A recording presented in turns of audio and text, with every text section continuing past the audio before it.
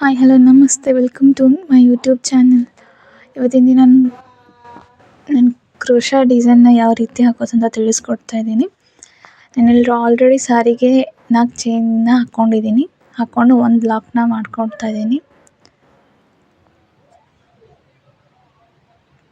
ನಾನಿಲ್ಲಿ ವಿಡಿಯೋನ ನಿಧಾನವಾಗಿ ತೋರಿಸ್ತಾ ಇದ್ದೀನಿ ಬಿಕಾಸ್ ನೀಟಾಗಿ ಅರ್ಥ ಆಗಲಿ ಅನ್ನೋ ಸಲುವಾಗಿ.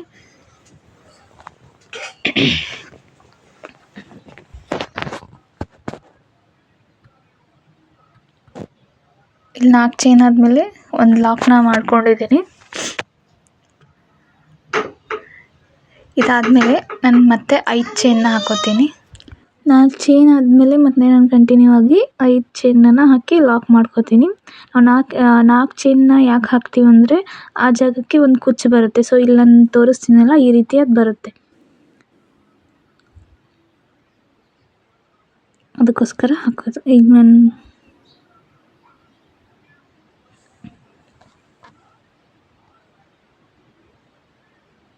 5 ಚೈನ್ನ ಹಾಕಿದ್ದೀನಿ. ಮತ್ತು ನಾನು ಲಾಕ್ ಮಾಡ್ಕೋತೀನಿ.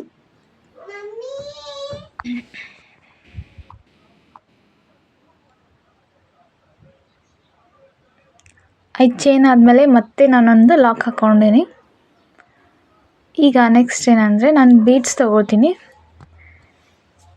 ಈ ಬೀಡ್ಸ್ ತೊಗೊಳ್ಳೋವಾಗ ನಮ್ಗೆ ಯಾವ ಥರ ಬೇಕೋ ಆ ಥರ ರೌಂಡ್ ಬೀಡ್ಸನ್ನು ತೊಗೋಬೋದು. ಇವತ್ತಿನ ಮಾರ್ಕೆಟೋಗಿ ಯಾವ ಥರ ಬೇಕೋ ಆ ಥರ round beads varieties of round beads ಸಿಗ್ತಾವೆ. ಬಟ್ ನಾನಿಲ್ಲಿ ತೋರಿಸ್ತೀನಿ. ಇಲ್ಲಿ ಬೀಡ್ಸ್ ಹಾಕ್ಕೊಳ್ಳುವಾಗ ಈ ಥರ ನನ್ನ ದಾರಾನ ಮುಂದೆ ತೊಗೊಳ್ತೀನಿ, ಅಂದರೆ ಹಾಕೋದಕ್ಕೆ ಈಸಿ ಆಗ್ತದೆ. ಸೊ ನಾನಿಲ್ಲಿ ಬೀಡ್ಸ್ನ ತೋರಿಸ್ತೀನಿ. ಈ ಥರ ರೌಂಡ್ ಶೇಪ್ ಇರುವಂಥ ಬೀಡ್ಸ್ನ ತೊಗೊಂಡಿದ್ದೀನಿ. ನಿಮ್ಗೆ ಯಾವ್ದು ಕಂಫರ್ಟಬಲ್ ಅಥವಾ ನಿಮ್ಗೆ ಯಾವ್ದು ಇಷ್ಟನೋ ಆ ಥರದ ಬೀಡ್ಸ್ನೂ ಸಹ ನೀವು ಹಾಕ್ಕೋಬೋದು.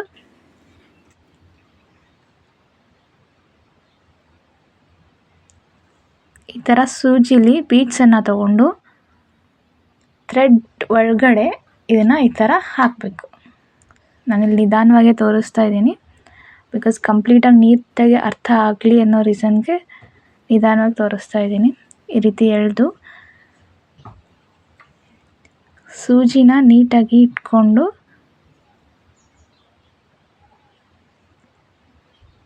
ನೋಡಿ, ಅದು ಯಾವ ಜಾಗಕ್ಕೆ ಬರುತ್ತೋ ಅಲ್ಲಿ ನೀಟಾಗಿ ಸೂಜಿನ ಇಟ್ಕೊಂಡು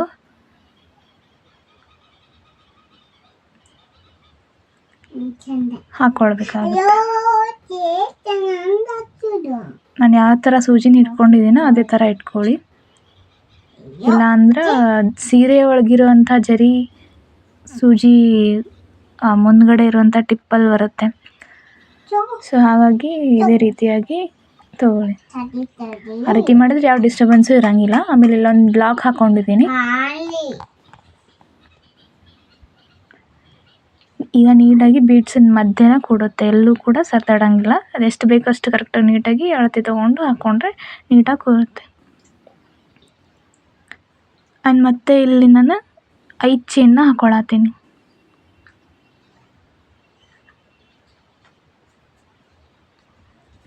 ಐದು ಚೈನ್ ಹಾಕ್ಕೊಂಡು ಅದು ಎಲ್ಲಿಗೆ ಬರುತ್ತೋ ಅಲ್ಲೇ ಸರಿಯಾಗಿ ಒಂದು ಲಾಕ್ನ ಹಾಕ್ಕೊಂಡೀನಿ.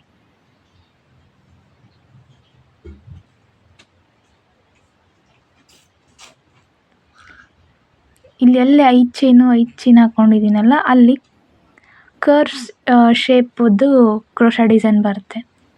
ಸೊ ಅದಕ್ಕೋಸ್ಕರ ನಾವಲ್ಲಿ 5 ಚೈನನ್ನು ಹಾಕೋಬೇಕಾಗ್ತದೆ. ಬೇಸಿಕ್ ಚೈನನ್ನು ಹಾಕೋತೀವಿ. ಸೊ ಮತ್ತೆ ನಾವೇನಂದರೆ ಈಗ ನೆಕ್ಸ್ಟ್ 4 ಚೈನ್ ಹಾಕ್ಕೋತೀವಿ. ಫಸ್ಟಿಗೆ ನಾವು ಹಾಕ್ಕೊಂಡಂಥ 4 ಚೈನು ಕುಚ್ಚಿಗೆ ಬರುತ್ತೆ, ಇಲ್ಲಿ ಕ್ರೋಶಾಗಿ ಬರುತ್ತೆ ಬೀಡ್ಸ್ ಹಾಕ್ಕೊಂಡು ಪ್ಲೇಸಲ್ಲಿ. ಮತ್ತು ನೆಕ್ಸ್ಟ್ ಏನು 4 ಚೈನ್ ಹಾಕ್ಕೋತೀವೋ ಅಲ್ಲಿ ಮತ್ತೆ ಕುಚ್ಚು ಬರುತ್ತೆ. ಒಂದು ಲಾಕ್ ಮಾಡಿಕೊಂಡು ಮತ್ತೆ 4 ಚೈನ್ ತೊಗೊಂಡು ಮತ್ತೆ ನಾನು ಲಾಕ್ ಮಾಡ್ಕೋತೀನಿ.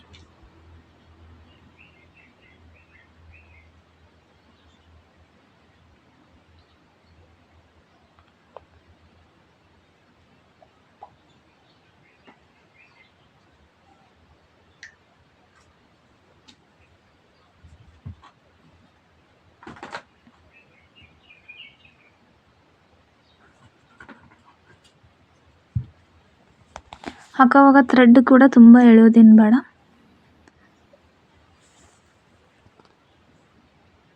ತುಂಬ ಎಳೆದ್ರೆ ಸೀರೆ ಎಲ್ಲ ಮುದುಡಿ ಆಗುವಂಥ ಚಾನ್ಸಸ್ ಇರ್ತೈತಿ.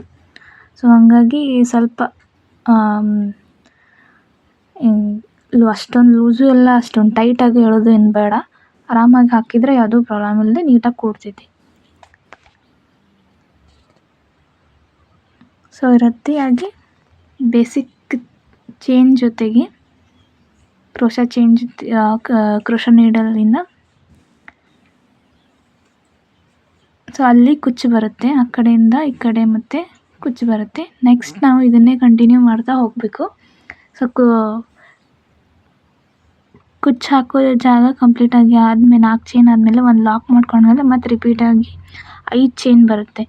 5 ಚೈನ್ ಆದಮೇಲೆ ಮತ್ತೆ ಒಂದು ಬೀಡು ಆದಮೇಲೆ ಮತ್ತೆ 5 ಚೈನ್ ಆದಮೇಲೆ ಮತ್ತೆ ಲಾಕ್ ಆದಮೇಲೆ 4 ಚೈನ್ ಈ ರೀತಿ ಕಂಟಿನ್ಯೂ ಆಗಿ ಫುಲ್ ಸೀರೆ ಪೂರ್ತಿ ಸೆರಗಿಗೆ ಬರುತ್ತೆ. ನಾನಿಲ್ಲಿ ಹಾಕ್ತಿದ್ದೀನಿ. ಮತ್ತೆ 5 ಚೈನ್ನ ಹಾಕಿ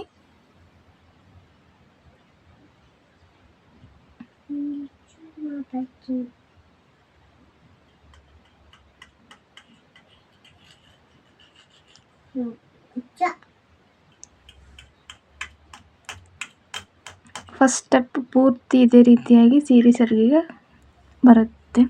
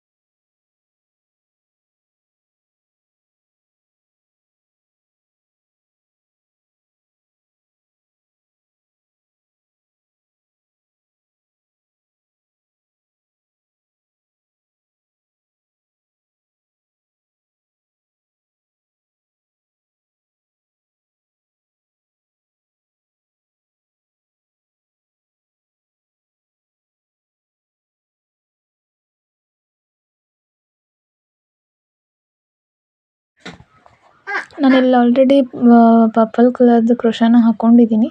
ಇನ್ನು ನೆಕ್ಸ್ಟ್ ಗ್ರೀನ್ ಕಲರ್ ಸಿಲ್ಕ್ ಥ್ರೆಡ್ಡಲ್ಲಿ ಪಿಕಾಕ್ ಡಿಸೈನು ಮಾಡ್ತಿದ್ದೀನಿ. ಇದನ್ನು ಪಿಕಾಕ್ ಡಿಸೈನು ಅಂತಾರೆ, ಅಥವಾ ಫ್ಲವರ್ ಡಿಸೈನ್ ಅಂತಲೂ ಅಂತಾರೆ.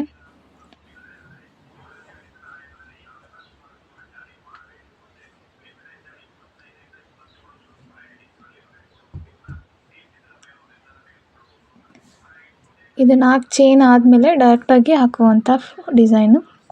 4 ಚೈನ್ ಆದಮೇಲೆ ಡೈರೆಕ್ಟಾಗಿ ಸೂಜಿ ಮೇಲೆ ದಾರ ಸುತ್ತಕೊಂಡು ಆ 13 ಕಂಬಗಳು ಬಂದಿರುತ್ತೆ, ಆ ಕಂಬಗಳ ನಡುವೆ ದಾರ ತಗೊಂಡು ಎರಡರಲ್ಲಿ ಒಂದು ರೀತಿ ದಾರ ತಗೊಂಡು ಮತ್ತೆ 2 ಚೈನನ್ನು ಹಾಕಿ ಆ ಗ್ರೀನ್ ಕಲರ್ ಕಂಬದ ಒಳಗಡೆಯಿಂದನೇ ದಾರ ತಗೊಂಡು ಎರಡರಲ್ಲಿ ಒಂದು ಲಾಕ್ ಚೈನ್ನ ತಗೋಬೇಕು. ಆವಾಗ ಆ ಒಂದು ಡಿಸೈನು ಬರುತ್ತೆ.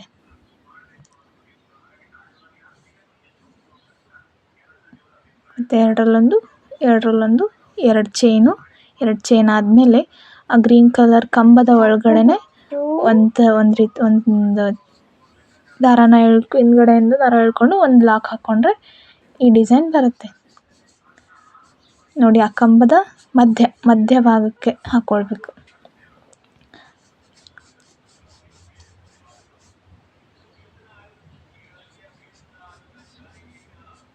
ನನಗೆ ಸಾಧ್ಯ ಅಷ್ಟು ತೋರಿಸಿದ್ದೀನಿ. ಇನ್ನೂ ಕಂಪ್ಲೀಟಾಗಿ ಇನ್ನೂ ಡೀಟೇಲಾಗಿ ವಿಡಿಯೋ ಬೇಕಂದರೆ ಪ್ಲೀಸ್ ಕಮೆಂಟ್ ಸೆಕ್ಷನಲ್ಲಿ ತಿಳಿಸಿ, ನಾನು ಇನ್ನೂ ಡೀಟೇಲಾಗಿ ಹೇಳ್ತೀನಿ.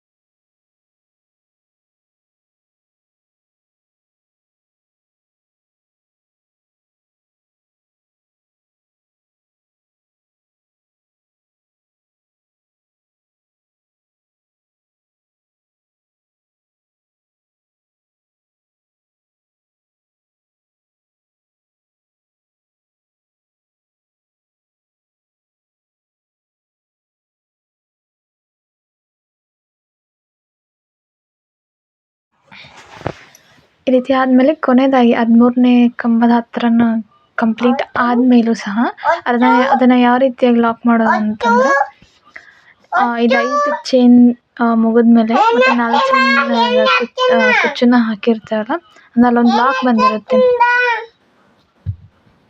ಸೊ ಆ ಲಾಕಿಗೆ ಡೈರೆಕ್ಟಾಗಿ ಅಲ್ಲಿ ನಾವು ಅದನ್ನು ಸೀರೆಗೆ ಸರಿಯಾಗಿ ಎಳ್ಕೊಂಡು ನೀಟಾಗಿ ಇಟ್ಕೊಂಡು ಆ ಸೂಜಿನ ಸಹಾಯದಿಂದ ಅದನ್ನು ಲಾಕ್ ಮಾಡ್ಕೋಬೇಕಾಗುತ್ತೆ. ಆ್ಯಂಡ್ ಇದು ಲಾಕ್ ಆದಮೇಲೆ ಸಾರಿನ ನಾನು ಉಲ್ಟಾ ಇಟ್ಕೊಂಡು ಕುಚ್ಚು ಹಾಕ್ತೀನಿ. ಯಾಕಂದರೆ ಆ ಜರಿಯಿಂದ ಥ್ರೆಡ್ನ ಏನು ಕುಚ್ಚನ್ನ ಹಾಕುವಾಗ ಅದು ನೀಟಾಗಿ ಕಾಣಲಿ ಅನ್ನೋ ಸಲುವಾಗಿ ನಾನು ಹಿಂದುಗಡೆ ಸಾರಿ ಕ್ರೋಶಾ ಡಿಸೈನ್ ಅಥವಾ ಏನು ಸಾರಿನ ಬೇಸಿಕಲಿ ಕುಚ್ಚನ್ನು ಹಾಕುವಾಗ ನಾನು ಉಲ್ಟಾನೇ ಇಟ್ಕೊಂಡು ಸೀರೆ ಹಿಂಬದಿಲೇ ಹಾಕ್ತೀನಿ. ಯಾಕಂದರೆ ಅದು ಮುಂದುಗಡೆ ನೀಟಾಗಿ ಕಾಣುತ್ತೆ, ಫಿನಿಶಿಂಗ್ ಚೆನ್ನಾಗಿ ಬರುತ್ತೆ ಅನ್ನೋ ರೀಸನ್ಗೆ ನಾನು ಅದನ್ನು ಆ ರೀತಿ ಹಾಕಿ ಎಲ್ಲೂ ಮುದುಡಿ ಆಗೋಲ್ಲ, ಏನೂ ಆಗೋಲ್ಲ. ಸೊ ಫೈನಲಿ ಇದು ನನ್ನ ಕ್ರೋಶಾ ಡಿಸೈನ್ ಲುಕ್. ಸೊ ಹೇಗೆ ಬಂದಿದೆ ಅಂತ ಕಮೆಂಟ್ ಸೆಕ್ಷನಾಗ ತಿಳಿಸ್ರಿ. ನನ್ನ ಚಾನಲ್ನ ಪ್ಲೀಸ್ ಲೈಕ್ ಮಾಡಿರಿ, ಸಬ್ಸ್ಕ್ರೈಬ್ ಮಾಡ್ಕೊರಿ. ಇದೇ ಥರ ವಿಡಿಯೋಸ್ಗಳು ಬರ್ತಿರ್ತಾವೆ. ಆಮೇಲೆ ಇನ್ನೂ ಡೀಟೇಲ್ದಾಗ ನಾನು ಹೇಳೋಕ್ಕೆ ಪ್ರಯತ್ನ ಮಾಡ್ತೀನಿ. ಬಟ್ ಸದ್ಯಕ್ಕೆ ಇಷ್ಟಂತೂ ಹೇಳೀನಿ. ಆಮೇಲೆ ಇದಂತೂ ನನ್ನ